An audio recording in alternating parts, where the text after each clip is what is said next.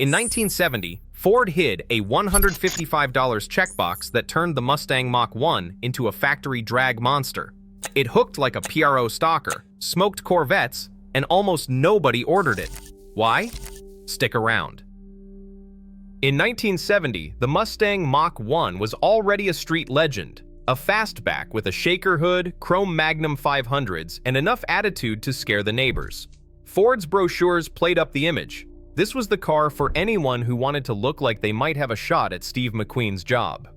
Under the hood, the 429 Cobra Jet was officially rated at 370 horsepower. But every gearhead in town knew those numbers were about as honest as a used car salesman's handshake. Real-world dyno pulls and drag strip whispers put the output much closer to 500 horses, especially once you factored in cold air from the shaker scoop and a Holly carb big enough to inhale small woodland animals.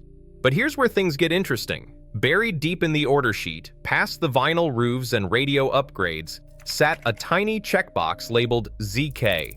Price? $155.15. That's it. For the cost of a decent dinner for four in Detroit, you could turn your Mach 1 into a legitimate drag strip assassin. Most buyers never even noticed it. Dealers barely mentioned it, unless you looked like you might actually use the car for something besides hauling groceries or impressing your prom date. The ZK code unlocked the drag pack: Detroit locker rear, 4.30 gears, oil cooler, and a rear end built to take abuse. No flashy badges, no wild graphics, just pure mechanical menace. And yet, almost nobody checked the box. Maybe they didn't want to pay extra for something they couldn't see. Maybe they just didn't want to explain to their insurance agent why their new Mustang suddenly needed racing slicks. Ever try to get a quote on a car with 4.30 gears and a Detroit locker? The premium made the moon landing look cheap. So the Mach 1's most lethal secret sat in plain sight. The hype was all about looks and sound, but the real killer was hiding in the paperwork. Would you have noticed? Would you have checked that box? Because as it turns out, the drag pack wasn't just another option. It was Ford's way of slipping a pro-level drag car onto Main Street right under everyone's nose. Detroit Locker. Just saying the name sounds like trouble. This wasn't your average limited slip or some polite street diff. This was a full-blown, race-bred chunk of iron designed to do one thing: make sure both rear tires clawed at the pavement with every ounce of torque the 428 Super Cobra Jet could throw at them. Under power, the Detroit locker locked both wheels together, no matter what. No spinning one tire while the other just goes for a Sunday stroll. It was the difference between a burnout and a launch, between getting laughed off the line and getting the jump on a Camaro owner who thought he had you covered. Then there were the 4.30 gear. Forget highway cruising. These were about as subtle as a brick through a window. With a ratio like that, every tap of the throttle multiplied engine torque so violently you could practically feel the rear leaf springs twisting themselves into knots. At a stoplight, you didn't just leave, you detonated off the line. The price?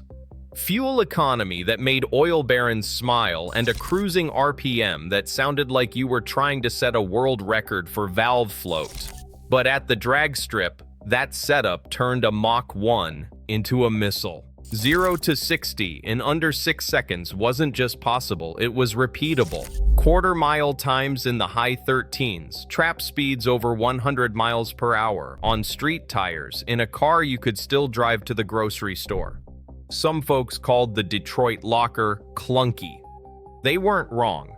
Take a slow turn in a parking lot and you'd get that unmistakable bang as the locker disengaged, like the rear end was trying to escape the car. But at full throttle, all sins were forgiven. The car hooked, bit, and launched with the kind of violence that made your insurance agent reach for the antacids. Ever wonder why so few people actually ordered this combo? Maybe they just wanted to keep their fillings. Or maybe they didn't know what they were missing. Because here's the crazy part. All this mechanical mayhem was just the beginning. The real proof, the numbers, was waiting at the end of a quarter mile. And that's where the legend really starts to cook. At the drag strip, numbers don't lie.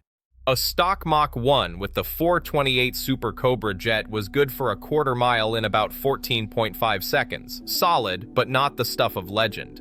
But when you threw the drag pack into the mix, things got a little wild. The Detroit locker and 4.30 gears meant launches that snapped necks and left rivals spinning. Magazine tests and racer logs from the era showed Drag Pack Mach 1s dipping into the high 13s with trap speeds brushing 105 miles per hour. That's Corvette territory, and not the base model either. Suddenly, the Mustang wasn't just flexing at the drive-in, it was embarrassing big block Chevys and Mopars at the strip, sometimes with a full load of groceries in the trunk. Of course, those numbers only tell part of the story. The real jaw-dropper is how few of these cars ever existed. Ford built over 1,300 Mach 1s with the 428 SCJ and a 4-speed in 1970. Out of those, just 8 left the factory with the 4.30 Detroit locker combo, the full drag pack spec. 8. That's not just rare, that's lottery odds rare. You had a better chance of seeing a unicorn at your local A&W than spotting one of these in the wild. Most Mach 1s got tamer gears or the standard traction lock diff, which meant they were quick, but not drag strip royalty. Ask any old school racer about the drag pack, and you'll get a grin and maybe a story about some guy in a Mach 1 dusting a Z28 at the local NHRA meet.